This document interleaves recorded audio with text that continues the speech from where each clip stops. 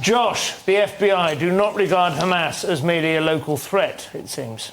Yeah, Hamas poses greatest threat, terrorist threat since ISIS, FBI chief warns. I don't think they're literally talking about ISIS, even though Hamas has arguably these connections to the UK even, but this is talking America, through Iran and proxies, and even saying that, you know, there was a Times piece in the weekend about how these, a lot of these, the big marches are being sort of partly sort of financed or created by Hamas. Anyway, but it's inspiring people. Yeah. And that is an absolute danger because, you know, when you... Seeing that footage from, I think it was 2 weeks ago, where there's people calling, you know, for jihad and with the Muslim army posters and the police just standing there, it's going to embolden people because they're going to see that and go, well, we just got away with that. We can wave our little ISIS or big ISIS. Well, we've had it again today, whatever. Liverpool Street Station, one of the biggest stations in the city of London. So all it takes is one nutter of the 100,000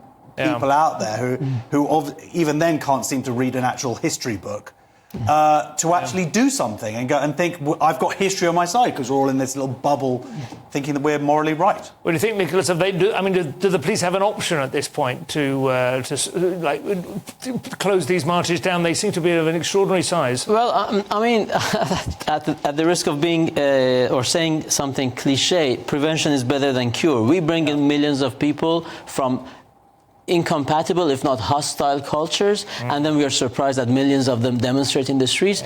To be fair to the police, not that, I mean, they are totally justified, but sometimes they have to weigh different options and you know,